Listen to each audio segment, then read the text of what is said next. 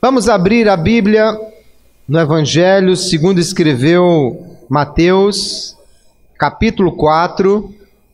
Vamos ler a palavra do Senhor, Mateus capítulo 4, versículo 1 em diante. Texto que nesta noite tomaremos para refletir e para trazer ao nosso coração as verdades que nós precisamos aplicar a cada dia. Mateus, capítulo 4, vamos ler do verso 1 em diante, que diz assim: Então foi conduzido Jesus pelo Espírito ao deserto para ser tentado pelo diabo. E tendo jejuado 40 dias e 40 noites, depois teve fome. E chegando-se a ele, o tentador disse: Se tu és o Filho de Deus, manda que estas pedras se tornem em pães. Ele, porém, respondendo, disse: Está escrito, nem só de pão viverá o homem, mas de toda a palavra que sai da boca de Deus. Então o diabo o transportou à cidade santa e colocou-o sobre o pináculo do templo e disse-lhe: Se tu és o Filho de Deus, lança-te daqui abaixo, porque está escrito: aos seus anjos dará ordens a teu respeito, e tomar-te-ão nas mãos, para que nunca tropeces em alguma pedra. Disse-lhe Jesus: Também está escrito: não tentarás o Senhor teu Deus. Novamente o transportou o diabo a um monte muito alto, e mostrou-lhe todos os reinos do mundo e a glória deles, e disse-lhe: Tudo isto te darei, se prostrado me adorares. Então disse-lhe Jesus: Vai-te, Satanás, porque está escrito: ao Senhor teu Deus adorarás, e só a ele servirás. Então o diabo o deixou, e eis que chegaram os anjos e o serviram. Amém. Glória a Jesus. Hoje, queridos irmãos, vamos falar sobre um assunto muito importante para os crentes, até porque nós precisamos entender que por sermos crentes em Jesus, por sermos cristãos, por sermos filhos de Deus, nós temos um inimigo. E esse inimigo peleja constantemente contra nós, a fim de nos afastar de Deus. E, portanto, todo cristão passará por provações e por tentações do diabo. É inevitável que o crente passe por tentações, porque nós temos um inimigo constante. Nós precisamos então aprender com aquele que venceu as tentações, para que possamos estar preparados para também vencê-las quando, não se, porque elas virão, mas quando elas vierem, nós precisamos estar preparados para vencê-las. Então vamos refletir nesta noite como Jesus foi tentado e venceu o diabo na tentação, a fim de equipar-nos também para estas batalhas que iremos enfrentar. Antes nós vamos ver o que significa realmente uma tentação. Tentação é uma disposição de ânimo para a prática de coisas diferentes ou censuráveis, para a prática de coisas erradas, para a prática de coisas que não agradam a Deus. Então, sempre que alguém é tentado ou é persuadido a fazer algo que é errado ou que não agrada a Deus, ele está sofrendo uma tentação. Tentar, portanto, é instigar para o mal, é tentar conduzir alguém à prática do pecado, do mal. Isso é uma tentação. Nós vamos ver que é diferente de uma provação, quando alguém passa por uma dificuldade, mas que nessa dificuldade ele está sendo testado na sua confiança em Deus, na sua dependência do Senhor. O diabo, ele sempre tenta para que alguém peque, se afaste de Deus. E quando alguém é tentado, portanto, ele precisa entender que a tentação nunca vem de Deus. Deus não tenta ninguém para o mal. A tentação só pode vir de duas fontes: ou diabólica, é a principal fonte de tentação.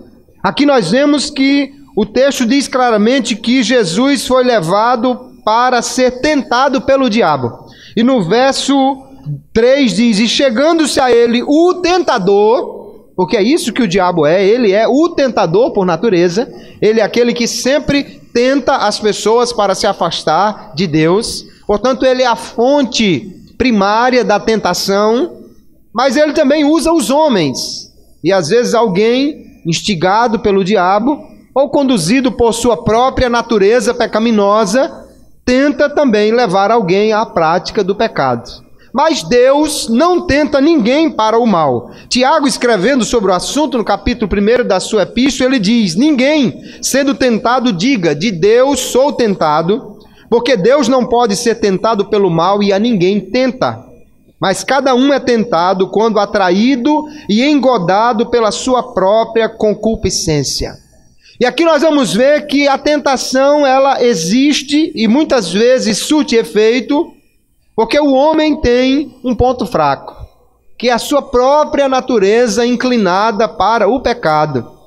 Ele tem o desejo de pecar que lhe é próprio. E o que o diabo vai fazer é tentar descobrir exatamente aonde está este ponto fraco para tentar alguém. Quando somos tentados, portanto, irmãos, somos tentados em nossas fraquezas. O diabo não vai lhe tentar na área que você é forte. Pode ser até que você se ache forte numa área e de fato não seja, e ele vai lhe tentar nela. Mas naquela área que você nunca vai ser tentado, ou porque você não tem uma fraqueza, ele não vai perder tempo com isso. Se alguém, por exemplo, não tem nenhuma inclinação para a riqueza, não tem vontade de enricar, o diabo não vai tentá-lo neste ponto. Mas talvez ele tenha problemas na área sexual, ou na área do poder, ou do orgulho, e aí o diabo vai tentá-lo exatamente nesse ponto. E aí nós vemos que o inimigo, ele não é onisciente. O diabo é uma criatura limitada, poderosa, porém limitada. Só Deus é onisciente. Só Deus sabe o pensamento de todas as pessoas. Só Ele sabe o que nós estamos pensando. Mas o diabo tem uma prática de milhares de anos de observação dos homens. Ora, se você pega um cientista, por exemplo, que passa anos estudando as formigas, ou os mosquitos, ou os macacos, ou um grupo qualquer de animais, ele vai saber identificar pelo comportamento deles, o que eles estão querendo, o que eles estão fazendo, e ele vai dizer, olha, sempre nessa época eles fazem assim, é porque eles querem isso. Pela observação ele conhece. Agora imagine alguém que está há milhares de anos observando o homem, ele sabe muito bem o comportamento do homem. E ele procura descobrir, então, a fraqueza de cada um. E é nessa fraqueza que ele vai procurar agir neste ponto. No entanto, precisamos entender que o inimigo não tem o poder de fazer alguém pecar. Ele não pode obrigar alguém a pecar. O que ele faz é tentar produzir uma tentação especificamente fabricada para aquela pessoa que esteja adequada à sua fraqueza, a fim de conseguir pegar aquela pessoa num momento de dúvida, de vacilo. É mais ou menos como um pescador que conhece os peixes, que sabe onde eles estão, que sabe do que eles gostam, e aí ele pega uma isca que é apropriada para aquele tipo de peixe, aquele tipo de água, aquele tipo de situação. O pescador experiente, ele sabe o peixe que gosta dessa ou daquela isca, ele sabe do peixe que está em águas rasas ou profundas, ele sabe do peixe que aparece mais de manhã ou de noite, enfim, ele vai preparado. E aí ele pega uma isca do jeito que aquele peixe gosta e joga a isca lá, para atrair aquele peixe. Mas o pescador, assim como o diabo, não tem o poder de fazer o peixe morder a isca. E o que ele pode fazer é ficar balançando a isca lá para ver se o sujeito cai no engodo dele. Mas ele não tem o poder de fazer alguém pecar. O que ele faz é tentar atrair com a sua isca, com o seu engodo, com o seu engano. Agora, Deus colocou no homem um mecanismo de alerta, que é a sua consciência. Até mesmo no homem ímpio, Paulo, escrevendo aos Romanos, diz que a sua consciência está lá acusando. Agora, alguns já estão com a consciência cauterizada que nem dão mais ouvidos ao que a consciência diz. Ou dizem, todo mundo faz isso. Mas isso é normal hoje em dia. Mas não tem problema de praticar um pecado desses. E aí acaba cedendo à tentação do diabo. Mas o homem, quando acha bonita ou atraente aquela isca de Satanás, ele pode então morder a isca. Mas sempre o homem tem o poder de escolha. Se ele morde a isca, ele vai sentir logo o ferrão pegando. Mas se ele não morde a isca, o diabo não pode fazer o peixe morder a isca. Isso é preciso nós entendermos, irmãos, porque alguém pensa assim: não, mas eu não tinha como resistir. O diabo me cercou. A tentação foi irresistível, não tinha jeito. Não, sempre há uma possibilidade de resistir à tentação, porque o inimigo não tem o poder de nos fazer pecar. Pecado é uma opção individual. Mesmo na sua inclinação para o pecado, o homem sempre tem escolhas. Obviamente que aquele que está totalmente no pecado, a sua natureza pecaminosa o conduz constantemente ao pecado. Mas aquele que é salvo na pessoa bendita de Jesus, que já foi lavado pelo sangue do Cordeiro, que já teve a sua natureza modificada e alcançada pela graça de Deus, ele recebe do Senhor a graça para poder resistir à tentação e vencer o diabo. E foi isso que aconteceu com o Senhor Jesus. Ele venceu o inimigo. Agora vamos observar o modo de operação aqui do inimigo ao tentar Jesus, a situação em que ele se encontrava, para ver exatamente como ele age. Primeira coisa que nós vemos é que Jesus, ele foi batizado por João Batista lá no Jordão, e quando saiu desse batismo, quando saiu das águas do Jordão, ali então ouviu-se uma voz do céu, veio o Espírito do Senhor, que João disse que viu vindo como uma pomba sobre ele, e a voz do céu disse: este é o meu filho amado, em quem eu tenho prazer. Aleluia! Aquilo foi uma demonstração especial de que aquele homem que estava sendo batizado ali não era um homem qualquer, ele era o Filho de Deus, ele era o enviado de Deus para o mundo. Jesus, portanto, estava ali num momento de alto nível espiritual. Era o início do seu ministério. Ele estava cheio do Espírito Santo. Ele tinha a declaração do Pai de que era o seu filho que estava ali. E ele foi conduzido pelo Espírito ao deserto. E aí nós precisamos entender uma coisa, irmãos. Se você está cheio do Espírito Santo, se você está cheio do poder de Deus, se você está em plena comunhão com Deus, você não está imune às tentações, pelo contrário, aí mais você será tentado pelo diabo. Então não ache que porque você está em alto nível espiritual, você está imune às tentações. Pelo contrário, você será mais alvo delas. A outra questão aqui é que Jesus estava num momento de grande debilidade física. O texto diz que ele foi para o deserto e que ele jejuou 40 dias e 40 noites e depois teve fome. Nós entendemos perfeitamente pelo texto que o jejum de Jesus aqui não foi um jejum total, ou seja, abstinência completa de líquidos e de alimentos sólidos. Ele estava bebendo água ou algum outro líquido. Por quê? Porque ninguém consegue ficar 40 dias, ainda mais no deserto, sem tomar água. E o texto diz que Jesus estava com fome no final do período, mas não diz que ele estava com sede.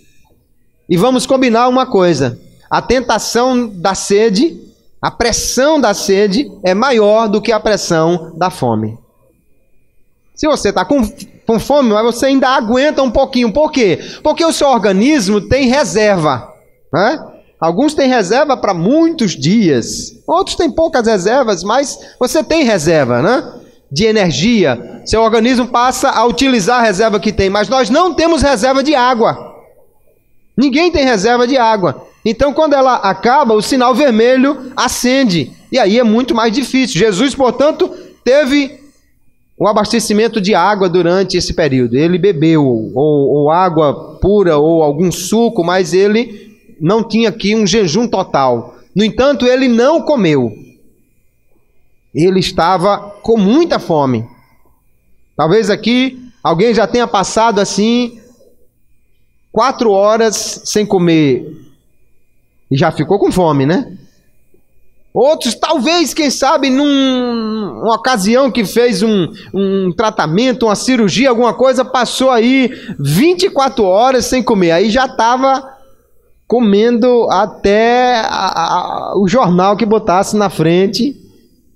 Talvez aqui ninguém tenha passado 40 horas sem comer. Mas se alguém enfrentou, já sabe que a fome é desesperadora. Agora aqui Jesus passou 40 dias. Primeira coisa que nós precisamos entender é que Jesus não mandou que ninguém fizesse esse tipo de jejum. Nós somos convidados a imitar o Senhor, mas não no jejum de 40 dias. Ele não mandou que ninguém fizesse isso. Depois que os orientais, eles já são até por tradição, por costume, são adeptos de jejuns mais prolongados. E depois vamos lembrar, o jejum de Jesus não foi total. Então ele certamente pode ter tomado líquidos durante esse período, e aí um suco de fruta, uma água de coco, que eu não sei se tinha lá na Palestina naquela época. O fato é que isso também vai abastecendo o seu corpo com alguns nutrientes, não é? O fato bom é que ele estava com muita fome. E aí, olhe, é exatamente nesse ponto que o diabo vai tentar. Por que ele não chegou com um copo d'água gelado para Jesus? Primeiro que não tinha geladeira naquela época, né? E depois que ele talvez soubesse, Jesus não está com sede. E para quem não está com sede, água não é atrativo. Mas para quem está com fome, a comida é muito atrativa. E aí, nesses momentos que nós estamos em alto nível espiritual e com alguma debilidade física, nesses momentos nós somos mais tentados. Tenha cuidado quando você estiver num auge espiritual. Ah, meu irmão, ontem eu preguei e foi uma benção. Ah, ontem eu passei o dia no círculo de oração e foi maravilhoso. Ah, eu participei de uma campanha e foi uma benção. Cuidado, porque é nesse momento que o diabo vai tentar. Porque muitas vezes, porque nós achamos que estamos muito espirituais, nós temos a tendência de baixar a guarda, de relaxar um pouco, de dizer, ah, não, o diabo que não se meta comigo, eu estou cheio de fogo. Mas ele vai tentar, porque ele quer sempre destruir o crente. E quando nós estamos debilitados, quando temos alguma fraqueza, é nesse ponto que o diabo vai tentar nos atingir. Aí ele vai diretamente a Jesus, falando de comida, porque Jesus estava com fome. E aí nós somos tentados também, quando nós estamos sozinhos. Quando estamos sós, estamos mais desprotegidos. Por quê? Porque quando tem uma outra pessoa, o nosso ego mesmo, ele tende a não se expor. Ah, não vou fazer nada aqui, não vou pecar, senão o irmão vai ver, senão a pessoa vai me entregar na igreja, senão o irmão vai dizer que eu não sou espiritual, vou perder a minha fama de crente. Enfim, quando há alguém, a gente sempre se resguarda. O homem se resguarda quando há alguma pessoa olhando, porque ele quer defender a sua própria reputação. Mas quando às vezes está sozinho, ele se vê mais tentado. Não tem ninguém vendo, não tem ninguém observando, e esquecem tanto que Deus vê todas as coisas. Mesmo quando você estiver sozinho, se você estiver no alto mar, ou se você estiver lá na lua, e você estiver lá no profundo oceano, Deus está lhe vendo. Você nunca escapa do olhar do Senhor, e nós precisamos então ter cuidado, porque Ele, o Senhor, tudo vê o que nós fazemos. Jesus está ali, sozinho, num momento de alto nível espiritual, porém de grande debilidade física, e aí o tentador aparece para tentar Jesus. Cuidado quando você estiver numa situação como essa. Você será tentado também, o inimigo vai procurar tentar você. E aí quando Cristo é tentado aqui e ele vence essas tentações, isso é maravilhoso para nós, queridos. E os evangelhos registraram isso exatamente para que ficasse para nosso exemplo. Algumas coisas que Jesus sofreu, algumas provações, algumas tentações, ele fez exatamente para nos ajudar a vencer quando nós formos tentados. O escritor aos Hebreus, ele diz assim: porque naquilo que ele mesmo, Jesus, sendo tentado, padeceu, pode socorrer aos que são tentados. Entendam uma coisa, Deus tem poder para lhe socorrer em qualquer situação. Mas naturalmente, você fica mais confortável para pedir a ajuda de alguém que você sabe que já passou pelo mesmo problema. Não é verdade? Alguém aqui se sente à vontade, alguma mãe se sente à vontade de pedir uma orientação de como trocar a fralda do seu bebê? Pedir essa orientação a alguém que nunca teve filhos? Você não se sente à vontade para isso? Pode ser até que a pessoa já tenha lido, já tenha praticado com algum sobrinho, não sei, mas você diz: não, eu acho que ela não sabe resolver isso, porque ela nunca passou por isso. Agora, se você vai na sua vizinha e ela é aquela abençoada que já tem aquela escadinha completa, né? Aquela escada grande de 8 ou 10 degraus, muitos filhos, aí você diz: ah, não, com certeza ela vai me ajudar a fazer isso, porque ela tem muita experiência, ela já passou por isso. Jesus sofre a tentação, em primeiro lugar, para mostrar que é possível o homem sofrer a tentação e resisti-la. Ele sofre a tentação para nos mostrar, irmãos, que o diabo não é invencível. É possível resistir à sua tentação. E depois para nos dar então o exemplo, para quando você for tentado em qualquer área, você poder lembrar e dizer: Jesus passou por isso e venceu. O meu Senhor enfrentou o diabo nisso e ele foi vencedor. Jesus também passou por essa provação e ele foi vitorioso, então ele pode me ajudar a vencer também na hora da provação. Aí o escritor aos Hebreus diz: ele pode socorrer aos que são tentados, porque ele passou pela tentação e ele venceu. Aleluia! Glória seja dada ao nome do Senhor. Então, algumas coisas que Jesus sofreu, ele sofreu por nós. Jesus foi à cruz para pagar o preço por nós. Ele sofreu na cruz para poder pagar aquilo que nós não poderíamos pagar. Mas há outras coisas que Jesus sofreu por nós para nos dar o exemplo de resistência à ação do inimigo. Aqui Jesus é conduzido ao deserto para ser tentado. Essa tentação não é ainda a sua obra de expiação, de providenciar a salvação por nós, mas ele está resistindo para nos dar o exemplo. E Pedro, quando escreve sobre o sofrimento do cristão, a provação do cristão, na sua primeira epístola, capítulo 2, ele diz: porque para isto sois chamados, pois também Cristo padeceu por nós, deixando-nos o exemplo para que sigais as suas pisadas. Quando você for tentado, quando você for provado, quando você estiver sofrendo por causa do evangelho ou por ser cristão, não baixe a sua cabeça, nem fique perguntando: meu Deus, por que isso? Se alegre no fato de estar passando a provação pelo seu Senhor, porque você está seguindo as pisadas dele, você está seguindo o exemplo dele, você está passando pelas mesmas coisas que ele passou. Isso significa para você e para mim que o inimigo está nos vendo como um aliado de Cristo, como alguém que está do lado de Cristo. Por isso ele está nos tentando. Agora, se alguém não passa por provação, irmão, ele deve ficar preocupado. Se você não foi tentado hoje, nem esta semana, nem esse mês, nem este ano, misericórdia. Porque significa que o diabo não está nem um pouco preocupado com você. Talvez até ele esteja considerando que você é um amiguinho, que você é um aliado, ou que você é uma mosca morta que não faz mal nenhum a ele. E isso é um problema. Isso é um problema. Não é problema que você sofra a tentação, o problema é que você não sofra. Quando você passar por provação, Jesus disse, você é bem-aventurado. Porque significa que o inferno está incomodado, que o diabo está assustado com você, que ele está preocupado com o que você está fazendo e que ele está tentando derrubá-lo porque você é um empecilho na sua caminhada. Por que que o diabo tentou derrubar Jó? Porque havia na terra um homem que não se dobrava a ele. Aí o diabo chega e Deus pergunta, de onde vem?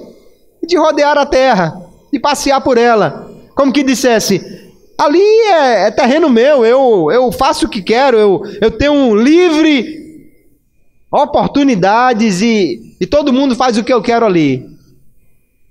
Aí Deus vai no ponto-chave e diz, e meu servo Jó? Ele se aparta do mal, ele é sincero, reto, temente a Deus, e aí? Essa é a pedra no meu sapato. Esse cara aí que eu não consigo dobrar.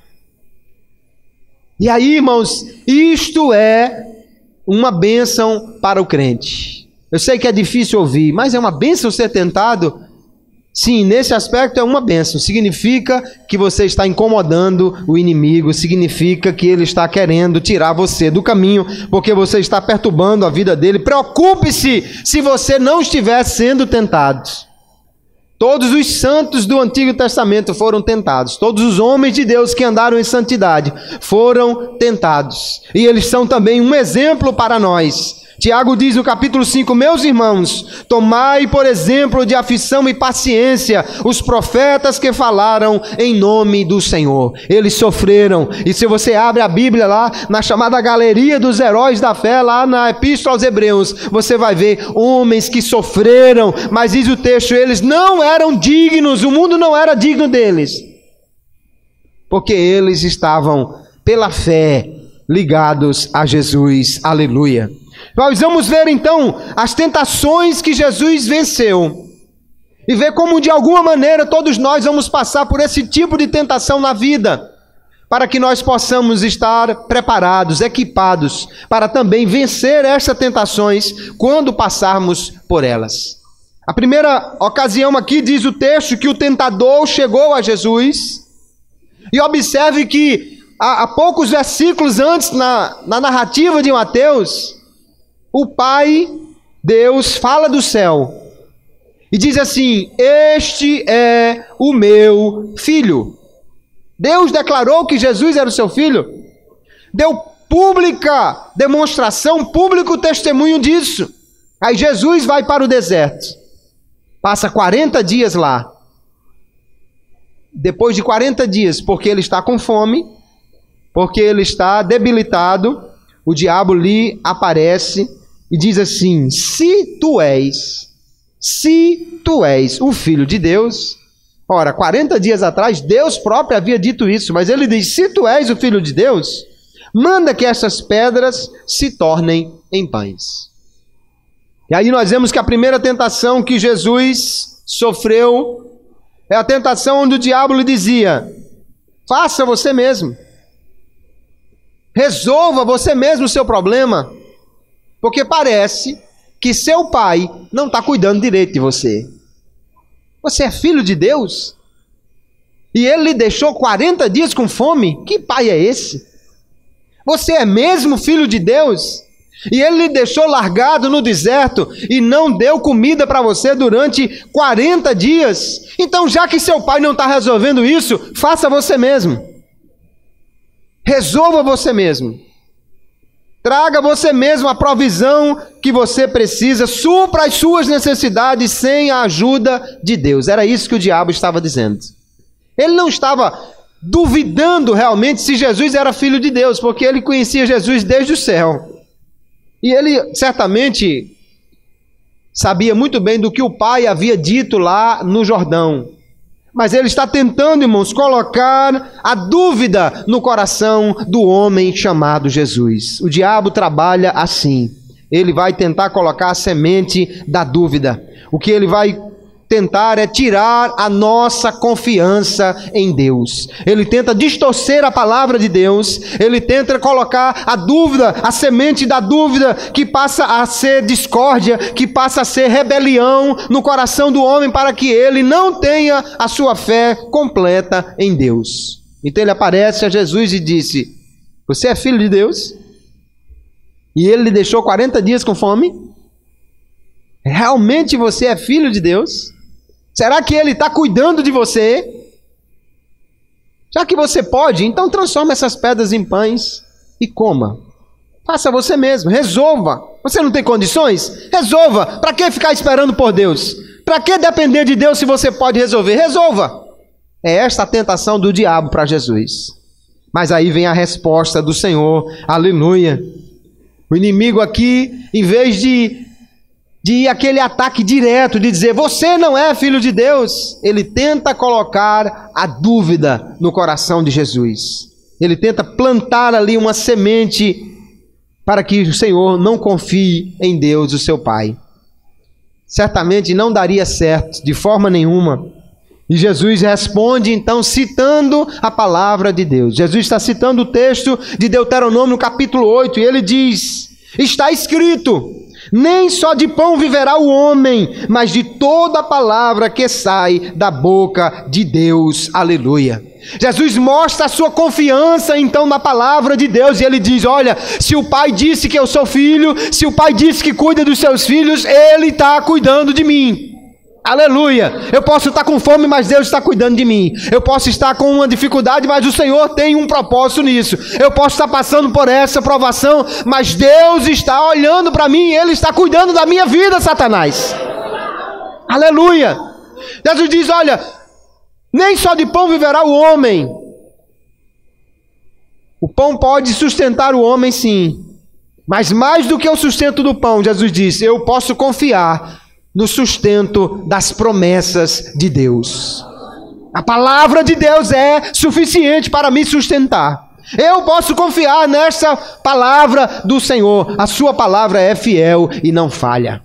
Jesus está nos ensinando então, queridos, que quando nós passamos por dificuldades, e às vezes parece que não há provisão suficiente, ainda nós podemos confiar em Deus.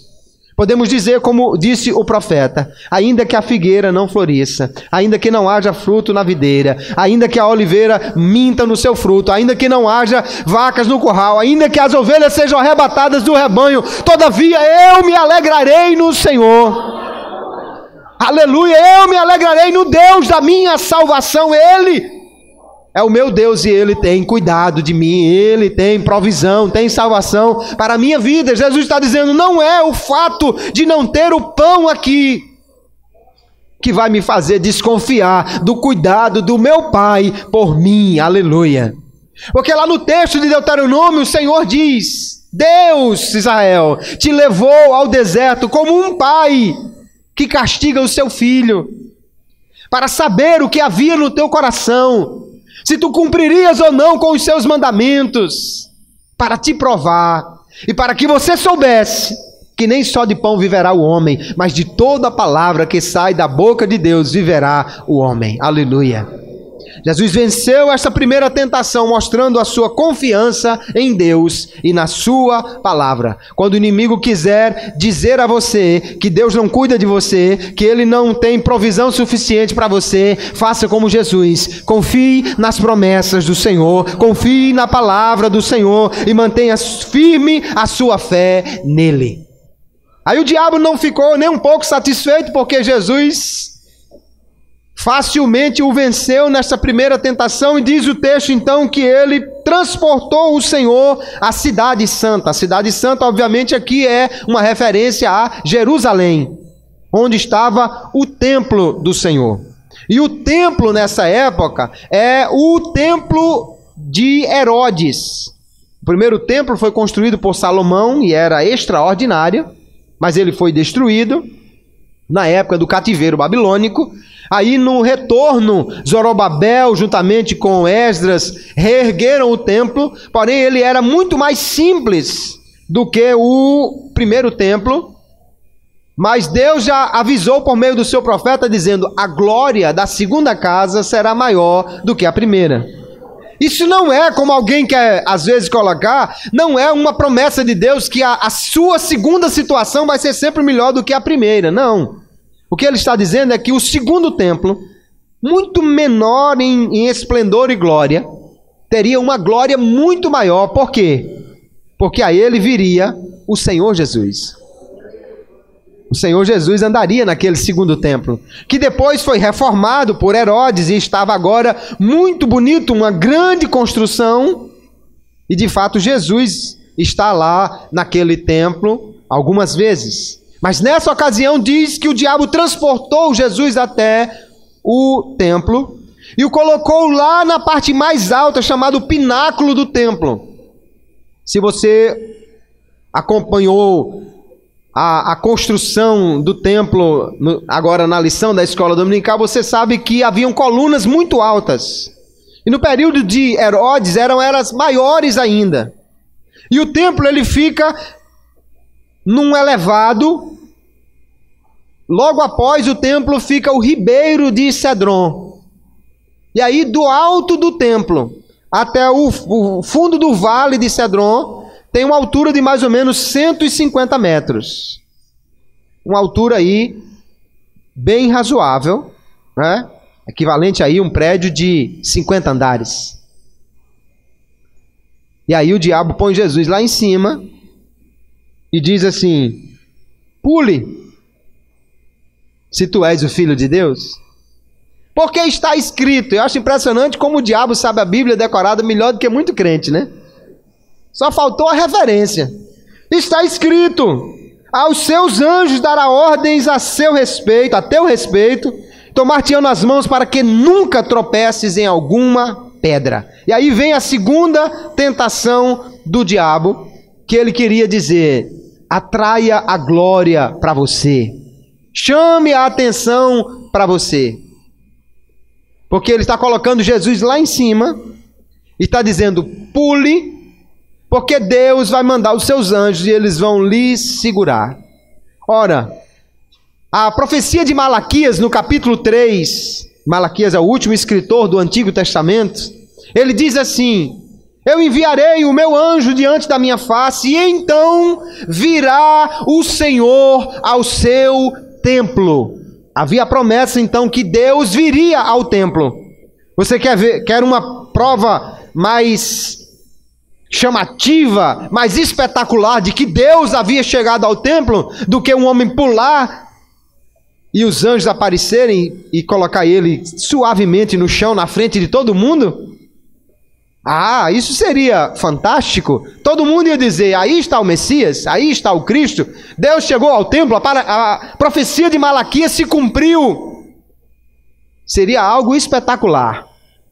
Mas veja que o diabo está distorcendo a palavra de Deus. Ele leva o Senhor lá ao teto do templo e cita o Salmo 91, versículo 11 em diante, mas ele altera o texto. Porque se você ler o Salmo 91, ele diz assim: aos seus anjos dará ordem ao teu respeito, para te guardarem no teu caminho. O que Deus está prometendo não é que você pode pular de bungee jump, de paraquedas, sem o paraquedas, que você pode saltar de um avião em pleno voo, e Deus vai mandar os seus anjos. Seja um crente radical e pule do avião, Deus vai segurar você com os seus anjos. Não é isso que Deus está prometendo. O que Ele está dizendo é: no seu caminho, na sua caminhada, Deus lhe guardará com os seus anjos. E tenho certeza que se perguntasse aqui, muitos irmãos dariam testemunho de livramentos. Dariam testemunho de livramentos, de assaltos, de morte, de acidentes. Aleluia! Deus tem guardado o seu povo, Ele nos guarda, irmãos. A sua promessa é fiel e verdadeira. Aleluia!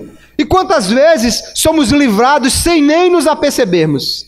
De quantos acidentes Deus livrou e você nem ficou sabendo? De quantos assaltos Deus livrou e você não está nem sabendo? Aleluia! Ele guarda o seu povo na sua caminhada. Ah, mas eu já fui assaltado uma vez. Mas de quantos o Senhor já lhe livrou? De quantos o Senhor já lhe livrou? E talvez essa que ele permitiu que acontecesse é para você se lembrar e não botar o seu coração na riqueza, na carteira, no celular novo, no carro novo ou qualquer coisa que você tenha. Mas Deus está livrando o seu povo. O inimigo, no entanto, ele distorce a palavra. Se você está lembrado da tentação original do homem, primeira vez que o diabo vai tentar Eva lá no jardim, Deus havia dito assim: não coma do fruto da árvore do conhecimento do bem e do mal. A proibição de Deus era: não coma. Aí o diabo chega para Eva e diz assim: é verdade que Deus disse que não podia comer e nem tocar nesse fruto? Deus nunca disse que não podia tocar. Deus disse que não podia comer. Agora, quando a mulher toca e nada acontece, opa, toquei, não morri. Então acho que Deus estava enganado realmente, eu vou comer. O inimigo está deturpando a palavra para parecer que a promessa de Deus não é válida, não está se cumprindo, porque ele está dizendo que Deus está prometendo uma coisa que na verdade Deus não falou. Muito cuidado quando alguém distorce a palavra de Deus. É por isso que crente precisa olhar para a Bíblia Sagrada. Se o pregador estiver fora da Bíblia, reprove-o. Se a pregação da televisão estiver fora da Bíblia, reprove-o. Porque a palavra de Deus é o prumo fiel para testar as mensagens de qualquer pregador. Paulo exalta, e olha que estamos falando de Paulo, o apóstolo Paulo, ele exalta os crentes de Bereia, porque ele diz: eles, quando eu ia pregar lá, meu amigo, não tinha essa não, era tudo com o texto na mão, conferindo, deixa eu ver se é desse jeito que o pregador está dizendo aqui. O crente precisa ler a palavra para conhecê-la, aleluia, porque facilmente alguém distorce. Pedro já diz que os escritos de Paulo eram distorcidos na sua época pelos infiéis, pelos indoutos. Tenha cuidado, leia a Bíblia, medite na Bíblia, tenha a Bíblia como seu livro de cabeceira e medite nele constantemente. Não permita que o diabo saiba mais texto decorado da Bíblia do que você não, meu irmão. Conheça a Bíblia Sagrada. O diabo omite a parte do texto que diz que Deus iria guardá-lo nos seus caminhos. E havia uma tradição entre os judeus que o Messias cumpriria aquela profecia de Malaquias capítulo 3, descendo sobre o templo. Então essa aterrissagem miraculosa, pular do templo, e aí viriam os anjos e tomariam Jesus no ar, desceriam com ele suavemente. Essa seria a prova de um Messias espetacular. Mas Jesus não estava querendo atrair glória para si. Ainda mais no primeiro ano do seu ministério, ele curava e dizia: não diga nada a ninguém. Ele restaurava a vista do cego e dizia: não conte nada a ninguém. Mas todo mundo, esse foi o mandamento menos cumprido de Jesus: não diga nada a ninguém. O povo saía gritando e dando glória a Jesus, dizendo: foi Jesus, ele me curou. E não tinha jeito, daqui a pouco Jesus estava tão popular que tinha que se esconder no deserto, e as multidões iam para lá ouvir o que ele tinha a dizer. Mas nunca o Senhor quis fazer esta fama, essa popularidade, porque ele queria realmente era trazer a glória para o Senhor, aleluia.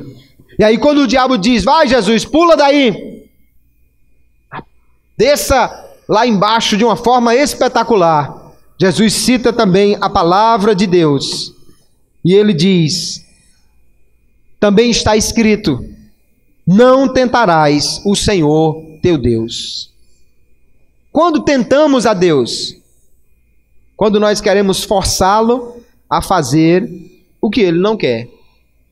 Quando nós tentamos forçar Deus a fazer alguma coisa que na realidade não o glorifica, não cumpre os seus propósitos. E tem muito crente tentando fazer uma coisa dessa. Compra no cartão de crédito mais do que pode pagar, aí depois diz: e aí Deus, o Senhor não diz que vai prover? Agora o Senhor tem que mandar, porque senão eu vou ficar envergonhado como teu filho. E Deus mandou você comprar sem ter condição de pagar? Isso é tentar o Senhor. É o que Jesus está dizendo: eu vou saltar daqui se eu não sei voar. Eu estou forçando Deus a mandar os anjos para me socorrer, para eu não me esborrachar no chão lá embaixo. Jesus diz: não tente o Senhor teu Deus. Às vezes nós queremos que Deus faça o que nós queremos, em vez de nos submetermos à vontade dele. O que Jesus está dizendo então aqui é: eu não vou forçar o Pai a fazer nada, eu vou me submeter à sua vontade. Aleluia. Porque se Deus quisesse que ele pulasse do templo, Deus mesmo havia de dar esta ordem. Se o Senhor quisesse que ele aparecesse como um Messias espetacular, ele mesmo, o Senhor, faria com que isto acontecesse. Mas o plano de Deus não era esse para Jesus. E ele não iria seguir o plano do diabo, ele iria seguir o plano de Deus para a sua vida. Muitas vezes, irmãos, nós somos tentados também nesta área. Atraia glória para você. Naturalmente nós queremos fazer as coisas a fim de obter o aplauso, o reconhecimento, a glória. Tem gente que, se não tiver ninguém olhando por perto, ele não faz coisa nenhuma para Jesus. Se ele estiver sozinho na igreja, ele não dá glória a Jesus alto, ele não chora, ele não grita, ele não faz nada. Agora, se tiver alguém perto dele, ele faz igual o fariseu lá, junto do publicano, levanta as mãos, faz aquela oração: ó Deus de mistérios, que é para alguém ver que ele é muito espiritual, tentando atrair glória e atenção para si. E nós aprendemos com Jesus: não tente Deus, não atraia glória para você, não seja o centro da atenção, seja tudo para a glória do Senhor, aleluia. Atraia glória para Ele, aleluia. Eu gosto de João Batista. Se tem um personagem além do Senhor Jesus que eu admiro aqui nos evangelhos, é João Batista, porque ele estava no auge do seu ministério, ele estava no topo da sua carreira. E os seus discípulos começaram a abandoná-lo para ir à procura de Jesus. E chegou alguém lá e disse: João, esse camarada está tomando os seus discípulos. Esse camarada está aparecendo mais do que você. Olha, ninguém nunca mais chamou você para pregar no culto da restauração, agora só é ele. E João Batista disse: importa que ele cresça e que eu diminua. Porque ele é o Cordeiro de Deus. E eu não sou profeta, eu não sou o Cristo, eu não sou o Elias, eu sou apenas uma voz que clama no deserto. E se você acha que eu sou alguma coisa, deixa eu dizer a você: sabe aquele escravo mais peba, na expressão bem nordestina nossa, aquele escravo mais ralé, é ele que tira a sandália do convidado quando ele chega e lava os pés dele. Pois eu não sou digno nem de fazer isso com ele. O escravo mais peba que tem, eu não sou digno de chegar nem perto dele. Aleluia. A glória é para ele. Você quer seguir alguém? Siga ele. Você quer olhar para alguém? Olhe para ele. Você quer ser discípulo de alguém? Vá ser discípulo dele. Não podemos, irmãos, deixar-nos cair nesta tentação. Não atraia a glória para você, desde que a glória do seu ministério, a glória da sua pregação, a glória do seu cântico, a glória do seu louvor, a glória do seu serviço seja para o Senhor, seu Deus. Aleluia. Que Ele seja glorificado. E aí você estará cumprindo realmente o propósito de Deus para a sua vida. Mas o diabo é insistente. O bichinho teimoso. Não se satisfez, 2 vezes já foi vencido. Aí diz o texto: ele levou Jesus a um monte muito alto e mostrou-lhe os reinos do mundo e a glória deles. Provavelmente o que aconteceu aqui foi uma visão, né? Ele não saiu mostrando os reinos a Jesus realmente ao vivo e a cores, como dizemos, porque seria impossível de um monte só enxergar todos os reinos do mundo. Provavelmente foi uma visão que o diabo fez passar ali na frente de Jesus. E aí ele está dizendo o seguinte: se você me adorar, se você se prostrar diante de mim, eu lhe darei todos esses reinos do mundo. E aí nós vamos perguntar uma coisa: o que foi que Jesus veio fazer na terra? Ele não veio conquistar os homens do mundo todo. Ele não veio para comprar os homens para si. Ora, se o diabo estava entregando de bandeja, então não seria necessário a cruz. Tudo bem, Satanás, eu vou só fazer uma adoraçãozinha aqui e você entrega os pontos e os reinos do mundo são todos meus e os homens estão salvos e você não vai fazer mais nada, ok? Ok. A cruz seria evitada, o sofrimento seria evitado, mas Jesus jamais se dobraria a isso. O inimigo quer oferecer a Jesus uma coisa assim: esqueça o plano de Deus, faça uma coisa mais fácil, tome um atalho, resolva isso de uma maneira muito mais simples, basta você me adorar. E eu fico muito preocupado quando eu vejo, irmãos, o cristianismo que hoje estamos acompanhando pela televisão, porque parece que esta tentação o diabo está vencendo. E facilmente nós vemos cantores gospels na televisão, em shows, e daqui a pouco eles estão cantando em novelas, e daqui a pouco eles estão participando das coisas que nós jamais aprovaríamos. Muito cuidado quando parece tão fácil. Ah, não, agora a emissora que era inimiga agora está ajudando o evangelho. Vai nessa. Vai nessa. O diabo não dá nada a ninguém se não for para cumprir os seus propósitos. Ele oferece os reinos do mundo a Cristo, porque ele quer que Cristo o adore. Ele quer que o Deus que criou todas as coisas se submeta a ele, que é uma criatura, porque ele próprio já havia declarado que subiria até a mais alta nuvem, seria semelhante a Deus. Jesus não iria fazer isso sem passar pela cruz, porque o propósito de Deus para ele era o propósito do sofrimento, mas era o melhor propósito de comprar os homens com o seu sangue, e não barganhando com o diabo. Deus não barganha com o diabo. Aleluia.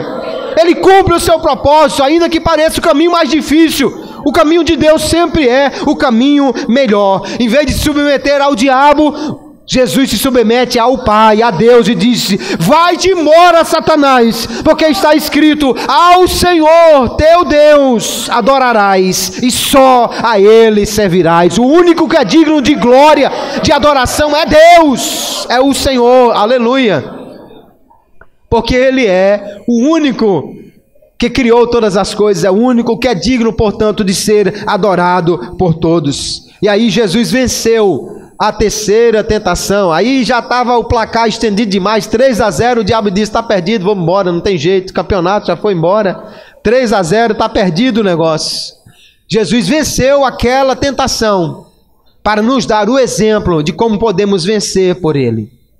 Algumas vezes, queridos, no entanto, nós somos provados por Deus. E é preciso fazer a distinção entre o que é a tentação que nos leva a pecar e o que é a provação que vem de Deus. Deus nunca leva o homem ao pecado. Deus nunca leva o homem à rebeldia. O tentador é Satanás. Fica muito claro no texto que ele é quem tenta os homens. E nós precisamos ter o cuidado com isso. Pedro, escrevendo na sua primeira epístola, capítulo 5, ele diz: sede sóbrios, vigiais, porque o diabo, vosso adversário, veja bem, o diabo é seu inimigo, ele é real, e ele é nosso inimigo, ele, portanto, sempre estará aí à espreita. E Jesus foi deixado pelo diabo. Mas se você ler o relato de Lucas capítulo 4, ele diz: o diabo deixou por um tempo.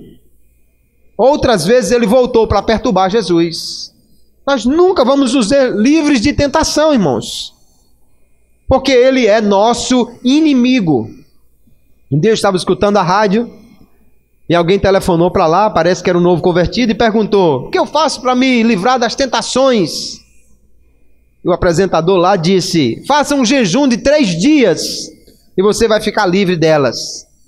E eu estava escutando, eu disse: isso não vai dar certo. Jesus fez um de 40, não se livrou das tentações, como é que um de 3 vai dar certo? Não, jejum não livra crente de tentação, oração não livra crente de tentação. Jesus, inclusive, não nos ensinou a orar para não passarmos por tentação. O que ele nos ensinou é orar para não cair em tentação.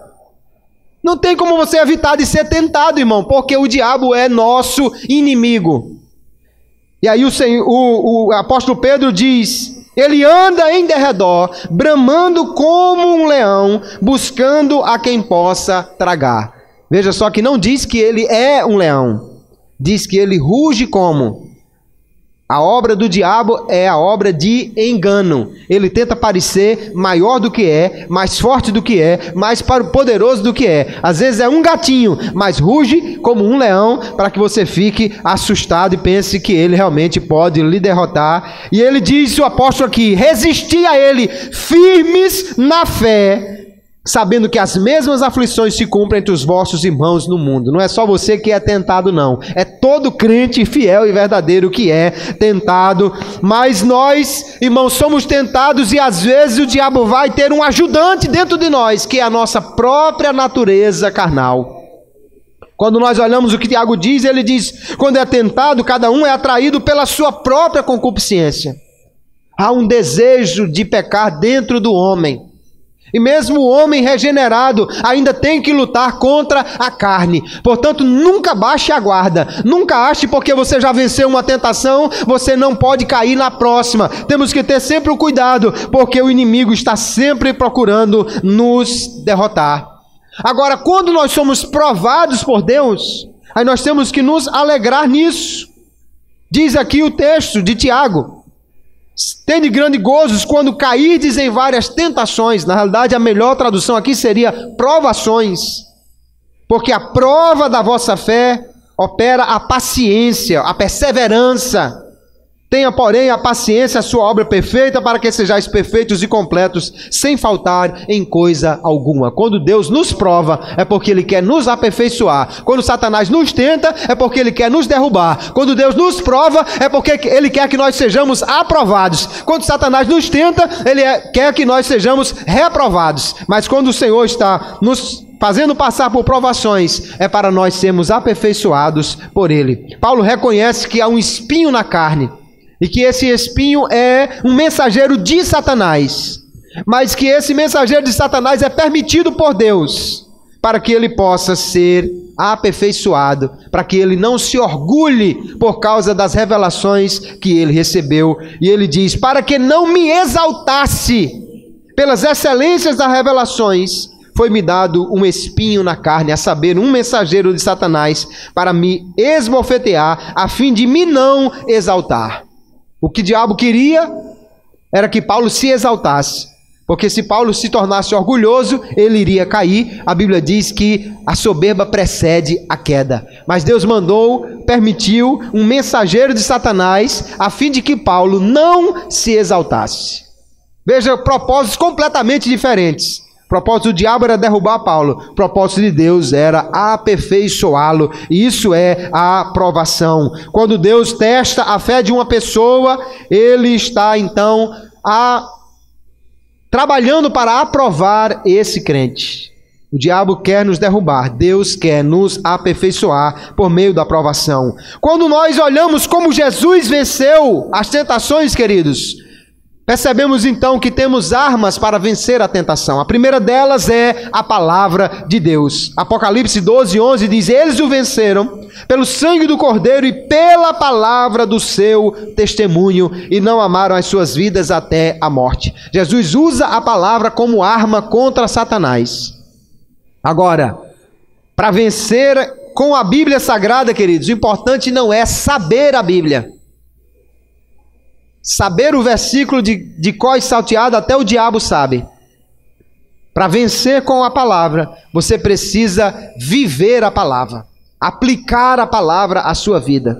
Ande conforme a Bíblia e o diabo não tem vez na sua vida. Não adianta só saber a Bíblia, viva pela Bíblia, ande pela Bíblia, caminhe por a Bíblia, siga pela Bíblia, ela seja o seu manual de conduta, ela seja a sua bússola. Se você andar pela Bíblia, Satanás não tem vez na sua vida. Agora, se você quer andar pela Bíblia, você precisa conhecê-la, medite nessa palavra, leia todos os dias e pergunte cada dia, esse versículo está sendo aplicado à minha vida? Se não, coloque em prática e você vai ver que o diabo não tem lugar na sua vida se você anda conforme a Bíblia. A força de Jesus não estava só na memória que ele tinha dos versículos, estava porque ele vivia a palavra que ele pregava. Aleluia! Nós também vencemos pela oração. Jesus nos ensinou e disse, vigiai e orai para que não entreis em tentação. Na verdade, o espírito está pronto, mas a carne é fraca. Quando nós oramos, nos colocamos em dependência de Deus. E apesar de sermos fracos, a Bíblia diz que o Espírito ajuda nas nossas fraquezas. Nós não sabemos orar como convém, mas Ele geme por nós, intercede por nós, e nós somos vencedores na oração. Você quer ter vitória? Ore. Você quer ter vitória? Vigie. Porque tem gente orando muito e vigiando pouco, e tem gente vigiando muito e orando pouco. Tem que ter as duas coisas. Se você só ora e não vigia, você acaba indo para um lugar onde a tentação é muito forte, permitindo que então seja enveredado por um caminho difícil de sair. Então ore, mas também vigie. Às vezes é melhor não ir à oração para vigiar, porque às vezes tem umas orações que fazem por aí, na casa de fulano, num monte com fulano. Vigie. Porque se você for orar lá e tiver só a irmã e o irmão, eles estão orando, mas eles estão em situação de tentação. Então, às vezes, é melhor fazer como Jesus disse: entra no teu quarto, fecha a porta e ora, e teu Pai, que te vê em secreto, te recompensará publicamente. A arma que nós temos, irmãos, para vencer o diabo é a fé, a confiança na fidelidade de Deus. Deus é fiel. E o apóstolo Paulo, ele diz assim: não veio sobre vós tentação senão humana, ou seja, tentação no nível que o homem pode suportar, mas fiel é Deus. Deus é fiel e não vos deixará tentar acima do que podeis. Antes, com a tentação, dará também um escape para que a possais suportar. Guarde isso na sua memória. Não há tentação irresistível, porque Deus é fiel em dar ao seu povo a graça necessária para escapar de qualquer tentação. Não venha com a desculpa de que você caiu porque a tentação era irresistível. Deus promete, e Ele é fiel, diz o apóstolo Paulo, para dar sempre a graça necessária, o escape para resistir à tentação. Essas são as armas que temos. Agora eu quero falar de algumas coisas bem rápidas aqui, para você evitar a tentação. Primeira coisa, não brinque com o pecado. Nós temos um homem que era um homem muito forte, e na realidade era um fracote chamado Sansão. Ele caiu por quê? Porque ficou brincando com o pecado. Não se ache forte, não. Fuja da tentação. Fuja da tentação. O irmão me disse uma vez que uma moça chegou para ele e disse: você é um homem ou um rato? Ele disse: um rato. Saiu correndo, foi embora. Não pense que você é forte, não. Resista e fuja da tentação. Não brinque com o pecado. Não se ache o fortão. Você vai ter problemas. Fuja do pecado. A Bíblia manda fugir da prostituição, manda fugir da tentação. Não alimente a carne, porque a carne, queridos, se for alimentada, ela cresce. Romanos diz assim: os que são segundo a carne inclinam-se para as coisas da carne, mas os que são segundo o Espírito para as coisas do Espírito. Pois a inclinação da carne é morte, mas a inclinação do Espírito é vida e paz. Se o sujeito passa o dia todinho vendo site proibido na internet, vendo programação indecente na televisão, conversando na roda dos escarnecedores, ele muito facilmente vai cair na tentação. Agora você passe o dia se alimentando na palavra de Deus, passe o dia ouvindo os cânticos de louvor ao Senhor. Se você quer conversar com alguém, vá conversar com um crente cheio do Espírito Santo. Aí você vai ver que a tentação já não encontra lugar no seu coração, porque o seu desejo pecaminoso não está sendo alimentado. Um dia um irmão chegou para um crente muito simples e disse assim: como é que eu posso vencer? E ele disse: é muito simples. Você tem 2 cachorros dentro de você. Era um crente bem simples, mas ele soube explicar. Ele disse... Aí o outro perguntou: e qual o cachorro que vai vencer? Ele disse: aquele que você alimentar melhor. Alimente a carne, ela vai vencer. Alimente o espírito, ele vai vencer.